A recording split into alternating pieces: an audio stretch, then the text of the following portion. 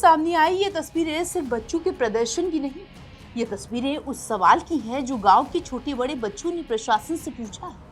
जब सड़क हमारी जरूरत है तो सड़क बनाने के लिए हमें आवाज क्यों उठानी पड़ रही है? हाथों में तिरंगा, सड़कों पर बैठे बच्चे और फिर डीएम ऑफिस तक पहुंचकर वही धरने पर बैठ जाना हमीरपुर में बच्चों की इस छोटी सी मुहिम ने आखिरकार प्रशासन को गांव की सड़क को सुध लेने पर मजबूर कर दिया। सड़क पर बैठे ये बच्चे किसी पिकनिक पर नहीं है, न ही ये किसी स्कूल कार्यक्रम का हिस्सा है। ये बच्चे सड़क की मांग को लेकर अपने घरों से निकले। जिस उम्र में बच्चों के हाथों में किताबें और खिलौने होने चाहिए थे, उस उम्र में ये बच्चे अपने गांव की सड़क के लिए आवाज बुलंद करते दिखाई दिए। हाथों में तिरंगा था, चेहरे पर मासूमियत थी, लेकिन मुद्दा बिल्कुल गंभीर था। गांव तक पक्की सड़क। बच्चों ने तिरंगा यात्रा निकाली और अपनी मांग को लेकर प्रशासन का ध्यान अपनी ओर खींच लिया। इन तस्वीरों में एक बात साफ दिखाई देती है, बच्चे सड़क पर बैठे हैं, एकजुट होकर अपनी मांग कर रहे थे। यानी उम्र भले ही छोटी हो, लेकिन अपनी परेशानी को लेकर इन बच्चों में सवाल पूछने की हिम्मत बढ़ी थी। इनका कहना था कि खराब रास्ते की वजह से गांव के लोगों को परेशानी होती है और लंबे समय से पक्की सड़क की जरूरत महसूस की जा रही है। लेकिन बच्चों की आवाज गांव की सड़क तक ही सीमित नहीं रही। अपनी बात प्रशासन तक पहुंचाने के लिए बच्चे डीएम ऑफिस तक पहुंच गए। यहां तक पहुंचने के बाद जो तस्वीर सामने आई वो सबसे ज्यादा ध्यान खींचने वाली थी। बच्चे डीएम ऑफिस में ही बैठ गए। साफ संदेश था, जब तक हमारी बात सुनी नहीं जाएगी हम यहाँ से नहीं उठेंगे। सोचिए, इतनी छोटी उम्र के बच्चे सरकारी दफ्तर और सड़क बनवाने की मांग को लेकर धरना। ये कोई बड़ी राजनीतिक रैली नहीं थी, न कोई संगठन था, न कोई भारी भरकम मंच। बस गांव के बच्चे थे और उनकी एक छोटी सी मांग थी, हमारे गांव तक सड़क अच्छी बनवा दीजिए। लेकिन यही छोटी सी मांग प्रशासन के लिए बड़ा संदेश बन गई। बच्चों के इस प्रदर्शन के बाद अधिकारियों ने पूरे मामले को गंभीरता से लिया।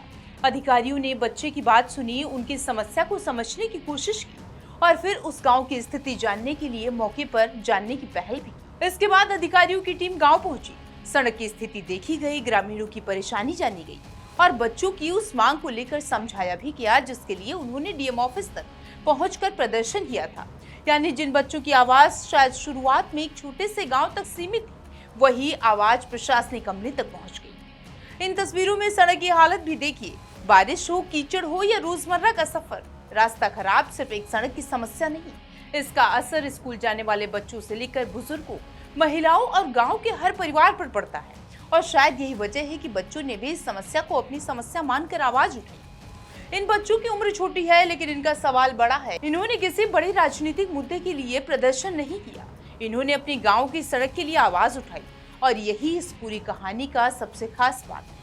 आज जब नई पीढ़ी को अक्सर लोग सिर्फ मोबाइल और इंटरनेट से जोड़कर देखते हैं, हमीरपुर के इन बच्चों ने दिखाया कि नई पीढ़ी अपने आसपास की समस्याओं को लेकर सवाल करना भी जानती है। इसे आप जन अल्फा की छोटी सी लड़ाई कह सकते हैं, लेकिन इस लड़ाई का मतलब बहुत बड़ा है, क्योंकि लोकतंत्र में अपनी बात रखना सिर्फ बड़ों का अधिकार नहीं है। इन बच्चों ने शायद संविधान की बड़ी बड़ी बातें नहीं पढ़ी होंगी, लेकिन उन्होंने एक बात जरूर समझ ली, अगर कोई समस्या है तो उसके लिए आवाज उठानी पड़ेगी। बच्चे डीएम ऑफिस पहुंचे, वहां बैठ गए, अपनी मांग दोहराई और इसके बाद अधिकारियों ने गांव जाकर हालात को जाना।